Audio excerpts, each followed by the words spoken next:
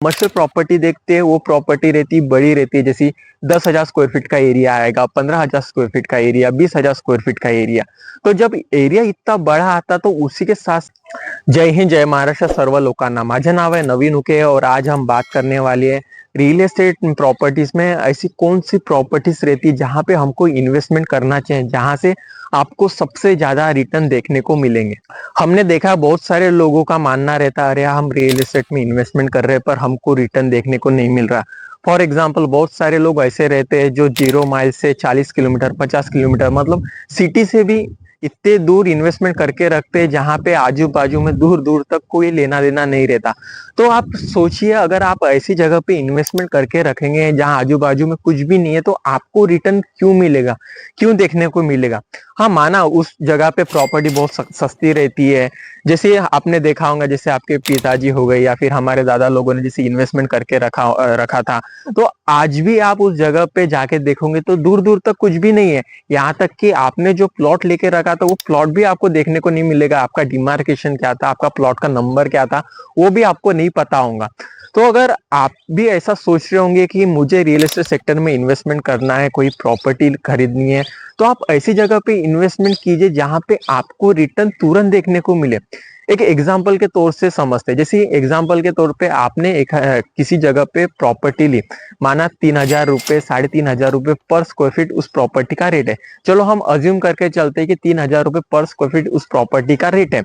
अगर हम डेवलपमेंट हो गया, सारी कुछ चीजें हो गई, रजिस्ट्री हो गई और उसी के साइड में कोई अदर कंपनी लेआउट ला रही, कोई प्रोजेक्ट ला रही, तो वहां पे जैसे हम 3,000 रुपए के रेट से लिया था तो वहां पे हमको कहीं ना कहीं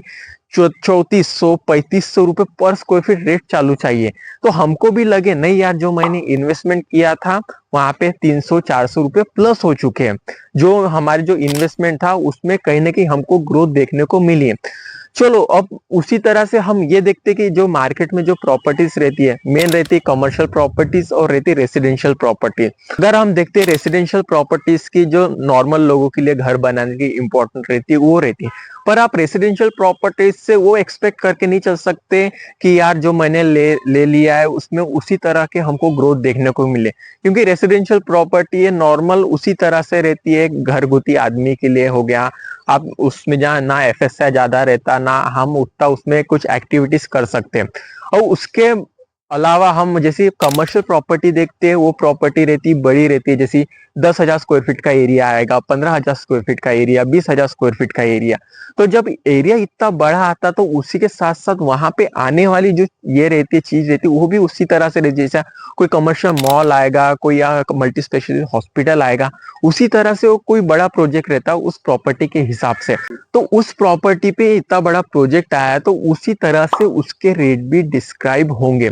चलो अब मैं आपको और एक बहुत अच्छा हिंट दे देता हूँ, जिस तरह से अगर हम देखते हैं आप अगर कहीं प्रॉपर्टी सर्च कर रहे होंगे या लेने के प्लानिंग में होंगे एज अ इन्वेस्टमेंट पर्पस, तो मैं आपको बोलना चाहूंगा जहां पे आपको सबसे ज्यादा कनेक्टिविटी दिख रही है या फिर आपको कोई गवर्नमेंट का प्रोजेक्ट दिख रहा है या जैसे डीमार्ट दिख रहा है, एयरपोर्ट है, मिहान है, या कोई ऐसी बड़ी चीज है जहां से आपको बहुत होप है कि यहाँ पे ये आने के बाद में हमको बहुत अच्छे रिटर्न देखने को मिल सकते, तो उस जगह पे जरूर आप प्लॉट लीजिए या अपनी प्रॉपर्टी में इन्वेस्टमेंट कीजिए। पर एक बात कहीं ना कहीं आपको ये भी सोचना चाहिए कि कैसा है, जो चीज आएगी और जो चीज आ चुकी इसमें जमीन आसमान का फर्क है। जो आएगी वो कब आएगी हमको कोई भी आइडिया नहीं है, पर जो चीजें अभी अपकमिंग में रनिंग में चालू है वहां पे अगर आप हो सके तो वहां पे आप इन्वेस्टमेंट करने की सोचिए, क्योंकि वहां पे इन्वेस्टमेंट करने का एक फायदा ऐसा रहेगा क्योंकि वो चीजें रनिंग में चालू है तो उस प्रॉपर्टी के रेट जल्दी बढ़ेंगे, ना कि जो चीजें आने वाली है उसके बढ़ने में थोड़ा देर लगेगा कहीं ना कहीं। अब जैसे इतने बड़े बड़े प्रोजेक्ट रहते हैं गवर्नमेंट के जो चालू रहते हैं तो कैसे रहते हैं वहां पे हम प्रॉपर्टी लेके रखते हैं तो हमको उसका फायदा बहुत देखने को मिलता है। उसी तरह से अगर आप कहीं भी प्लानिंग कर रहे होंगे, आपका बजट अच्छा होगा, तो कोशिश कीजिए कमर्शियल लैंड परचेस करने की जिससे आपको बहुत अच्छा फायदा देखने को मिले। अगर इससे क्या होगा, आपको जो भी है, आप किसी भी रेंटल इनकम से के हिसाब से, कोई कमर्शियल मॉल के हिसाब से, किसी भी तरह से, या कोई फ्लैट स्कीम डालने के हिसाब से, आप फ्यूचर में बहुत अच्छा इनकम का ग्रोथ उस जगह से आप एक इंक्रीज कर सकते हो, या अपनी पॉकेट के हिसाब से बहुत अच्छा रहेगा आपके लिए। अगर आप भी नागपुर में कहीं पे कमर्शियल रेसिडेंशियल प्लॉट की प्लानिंग कर रहे होंगे तो मुझे कांटेक्ट कीजिए। थैंक यू सो मच दोस्तों वीडियो यहाँ तक देखने के लिए।